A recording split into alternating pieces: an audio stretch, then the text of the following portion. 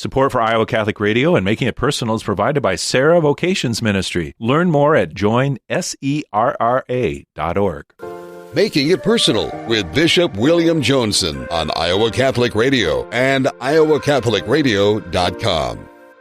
Welcome to Making It Personal with Bishop Joensen. I'm Jean Till, and on today's show, we're visiting with Ron Rosmann, the owner, operator, along with his wife Maria and sons of Farm Sweet Farm in Harlan, Iowa. And we're talking about organic farming and his book out, A Practical Farmer's Journey. Lots to cover. But Bishop, what's going on in your world? And I look forward to that conversation with Ron, and that book will be a springboard to talking from everything to geology to politics to agri-science and so much more, faith and science, all those things. Looking forward today already, Saturday, March 21st. We've kind of moving into that home stretch of the latter weeks of Lent. I'll be with the Equestrian Order of the Holy Sepulchre today, their annual Holy Hour and luncheon. Those who are supporting our troubled and, oppressed Christians in the Holy Land. We remember them certainly on Good Friday as we take up the collection. Mm-hmm. The Franciscans who have custody of the holy places where our Savior walked and suffered and died and was risen. It will be at the Basilica of St. John. So Father Trevor Sheikman will offer us a spiritual message. So we'll be fed on all levels as well. We look forward to the upcoming Feast of the Annunciation, another inbreaking on Wednesday the 25th. And congratulations to Archbishop-elect James Golka in the Archdiocese of Denver, Grand Island priest and Bishop of Colorado Springs for shy of 6 years. But as he said, he's no more surprised. And a former guest on Making It Personal, as we talked about everything from his multilingual capacities. And he speaks a language that the demons shrink in terror as an exorcist. So Archbishop Golka, a kindly man, a man of great compassion, a benign and good shepherd, but a force to be reckoned with. So the Archdiocese of Denver is his new field and flock. So we look forward to celebrating with him. Friday, the Chrism Mass is already arriving. The Mass of the consecration of the oils at St. Ambrose Cathedral. Beautiful we alternate. Mass. We kind of east and west. The priests are renewing their commitment to their priestly ministry. And it's a chance for fraternity, but the people of God, those who may be feeling their infirmity or vulnerability, the oils, those who are many coming into the church.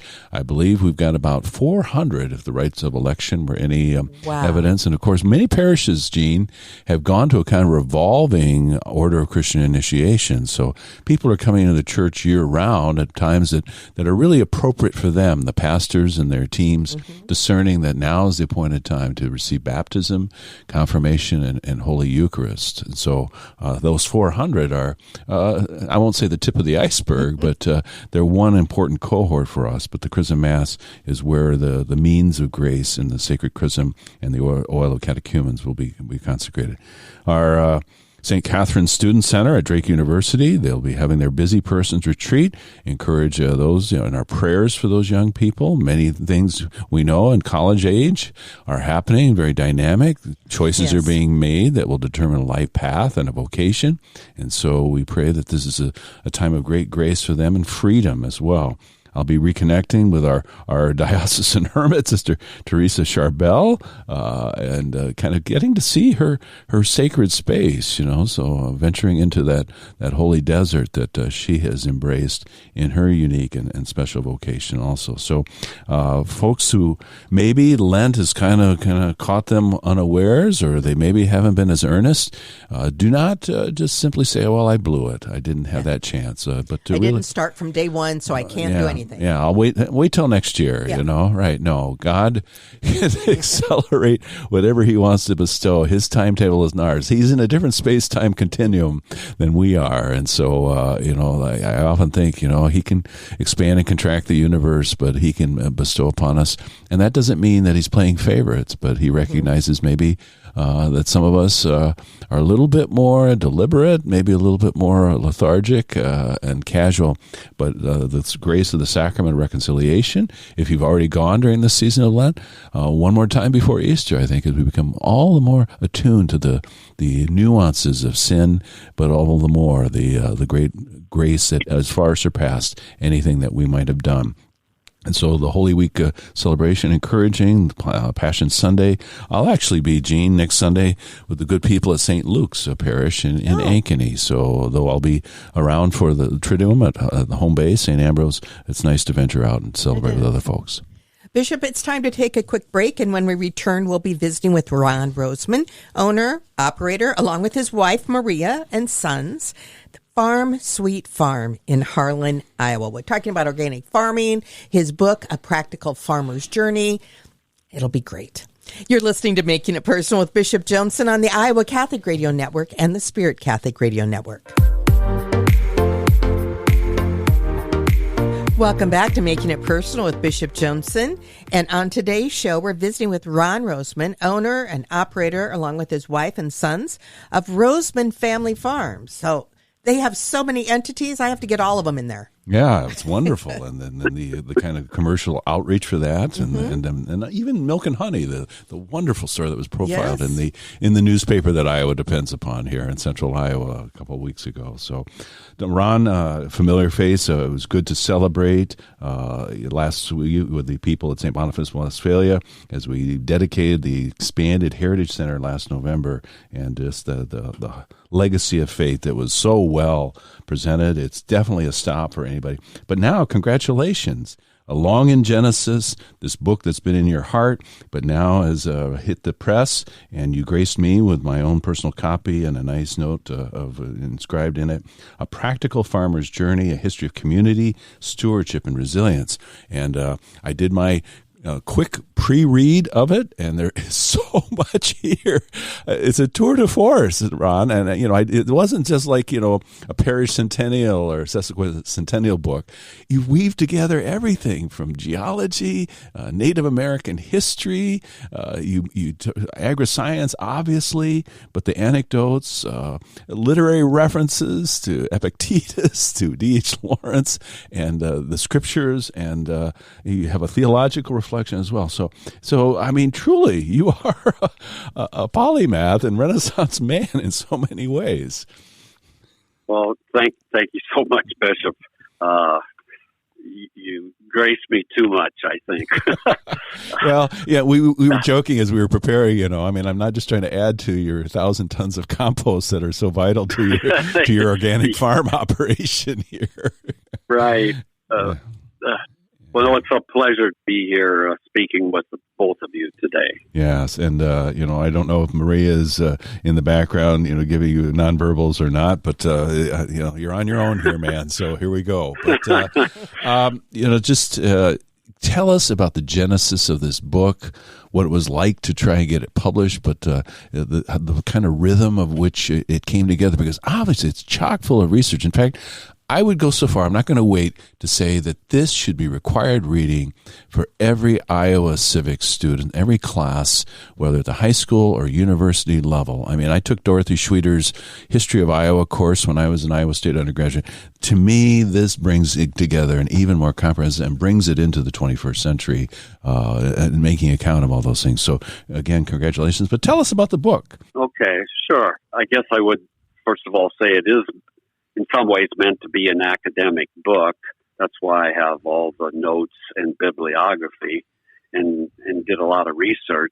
But I wanted to back up that research, or back up what I thought with, credible citations and research, so that, it gives more credibility to it. And I love doing the research part, actually, because I learned so much, so many things that I did not know about our history. Always the student, the eternal student there. Yes. Well, yes, I love being a student. I think farming lends itself to that, especially organic farming, where you have to learn how to work with nature, and nature's always giving us new information and new challenges. So I think that's part of it. And I would like to say that from start to finish, it took over 10 years to get this accomplished. Started in 2015 with deciding it was time to do something like this. I'd thought about it off and on for my entire life, but Maria and I have been blessed to have two of our three sons come back to the farm, and now they have actually taken it over. Maria and I are now out of the business end of it, which I really like, because no longer do I have to figure out how to get the monthly bills paid, and Maria doesn't have to do that either. So that's a real blessing. Giving them the business. Okay, all right, good. Yeah, right. Daniel and David. Yeah, Daniel and David. Yes. I didn't really do much writing in the book. I had an outline, but I didn't do much writing until, I guess, COVID. Excuse me. COVID did have a couple unintended benefits in that we weren't going anywhere in the evening. So during COVID, I had more time to write, whereas, we weren't going to different functions or events. Sure, we had Mass, but, we even canceled our big 4th of July picnic that first year. Well, do I remember? Yeah. Mm-hmm. Yeah.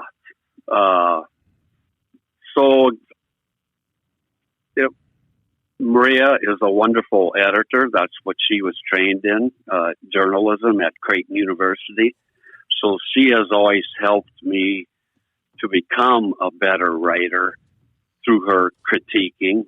And so there was certainly some of that. Then I also was testifying able to the strength hire, of your marital bond, right? That yeah. you didn't. That's true. Yeah, very true. Yeah. Excuse me, I'm getting a small drink of water here. We'll let you. That works. I'm just thinking about the process. Once I got the book edited by a wonderful 83-year-old woman from Indianapolis, Indiana, who I had worked with before when I wrote a chapter for a book called Rethinking Rural a few years back. So I knew her, and she was a blessing. So then anyway, when it was edited in 2024, I started trying to figure out, well, how do we get it published?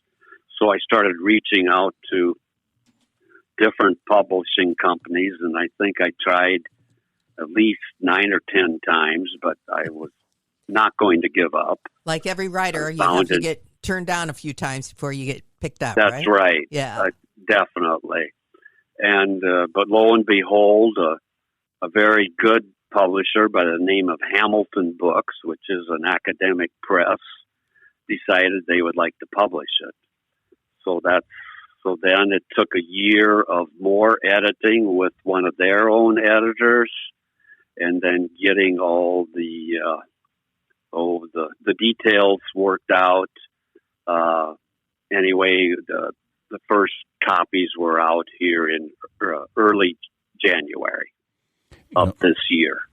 And wonderful, and he presented me not long thereafter with my own personal copy. So I don't want our listeners to think this is a stodgy, turgid academic book laden with footnotes. It has the academic apparatus, my background, but it's very accessible. The anecdotes sprinkled throughout, the photos and everything that. So this is something that can meet us on a popular level, and you can pick it up, read a chapter before bedtime, or at any point. If you're waiting at the doctor's office or in transit somewhere.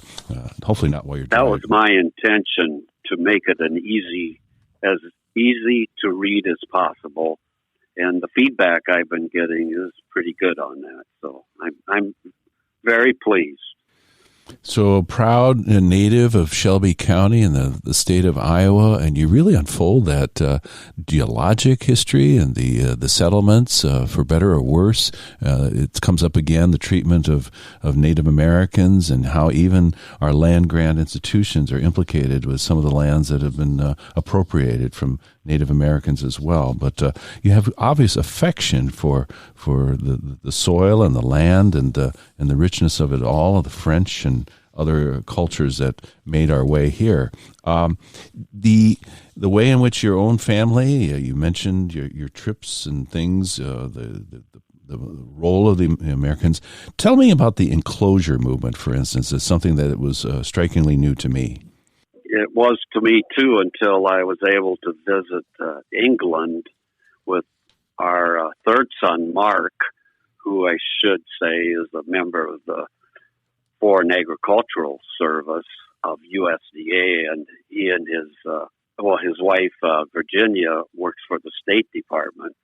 So they have been worldwide travelers. Currently, they're serving in Bogota, Colombia. And you'll appreciate this, Bishop. We've been blessed with a new granddaughter on December 20th. Wonderful! And congratulations. They were able to come home last week, and so we had a baptism for Miss Sophia Michelle just this past Sunday with Father Michael. So. What a blessing. It was great. It was just, what a blessing to just a beautiful child. So all in English, no Spanish then, right? She'll be bilingual, though. Wonderful. Well, they have applied to be re-extension down there for another 2.5 years, but then they will have to go someplace else. That's the way the foreign diplomatic service works. Mm-hmm. But getting back to the book, I would like to just, for our listeners, summarize a little bit what the book is about. There's more or less 3 parts to the book. The first is the beginning of the promise. The second is the breaking of the promise. And the third is how to restore the promise.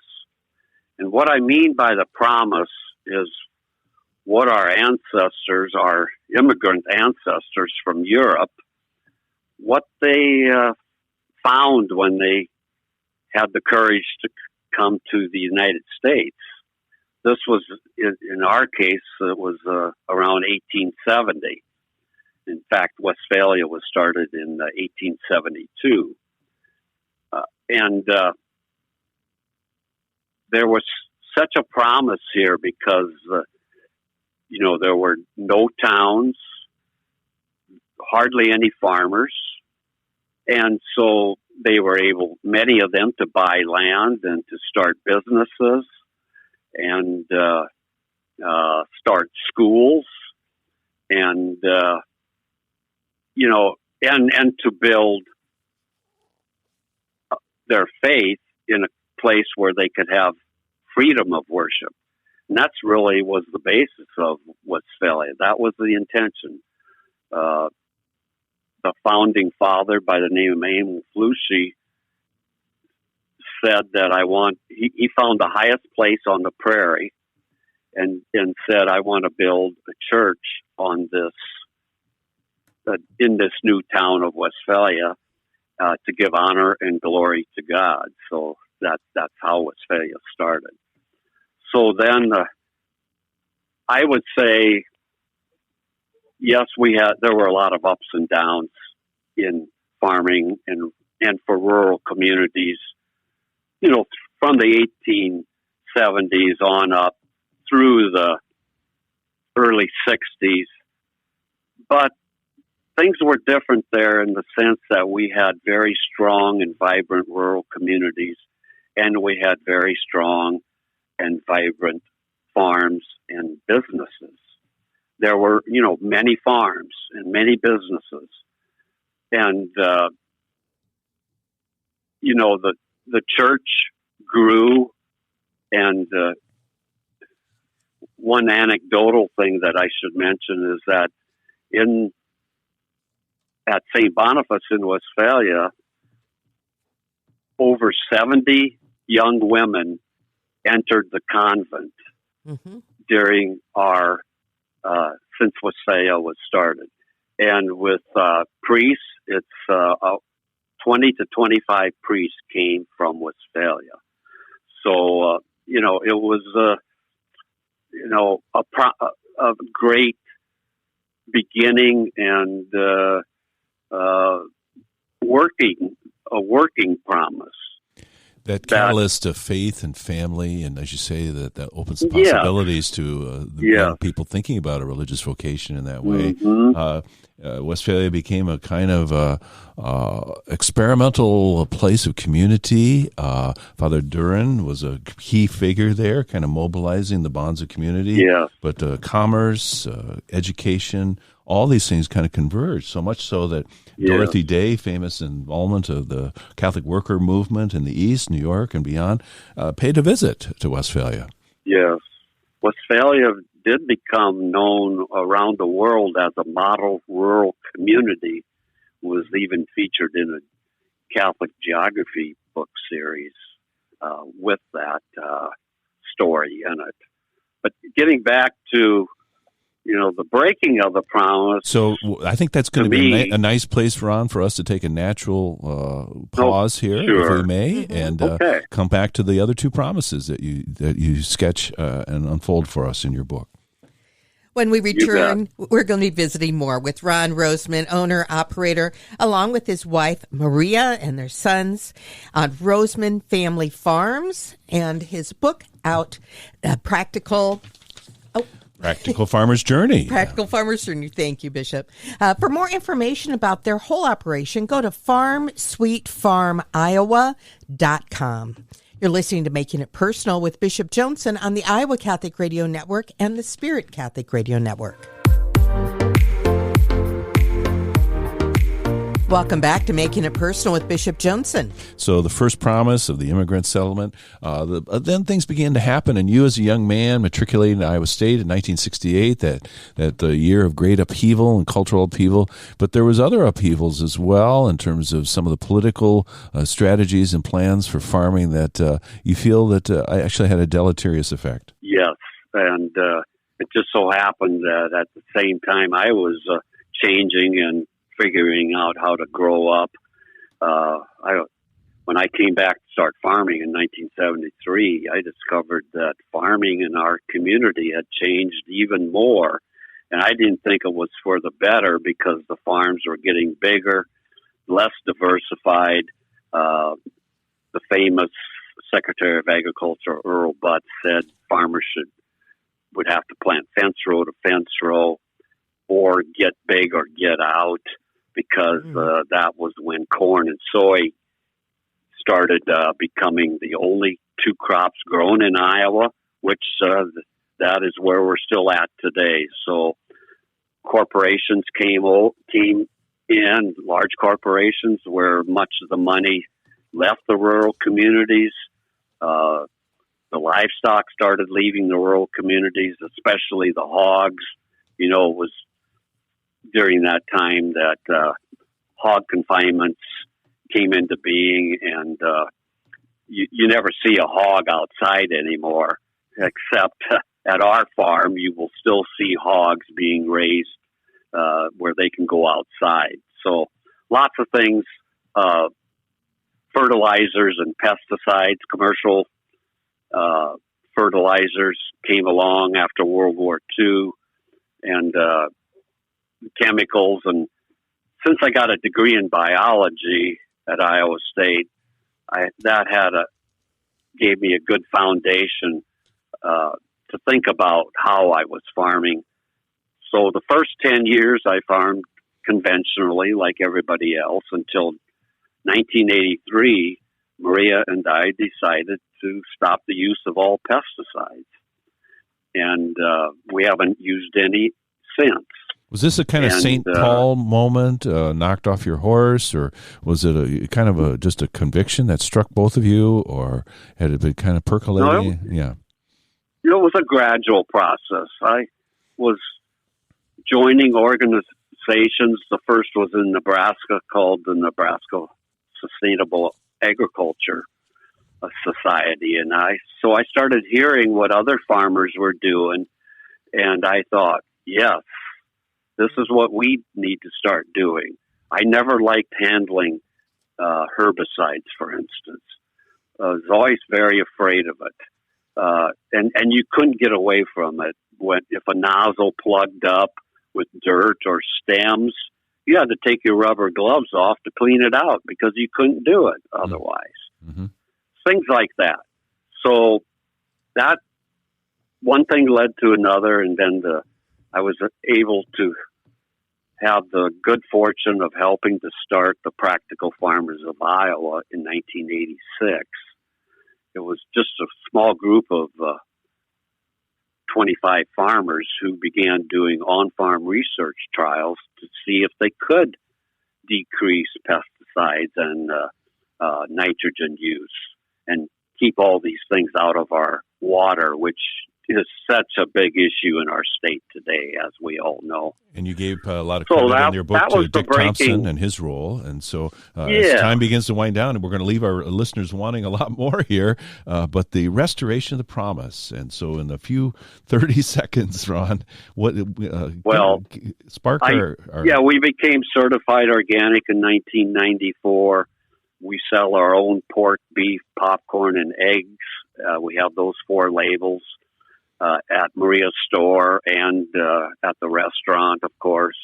And I would close by saying that I have learned so much from Pope Francis and his encyclical Laudato Si, where he says we have to have a new form or a new way of thinking about creation. There has to be a union of social justice, human justice, but there has to be environmental and creation justice. So I say a sin against creation of how we treat our environment is a sin against God.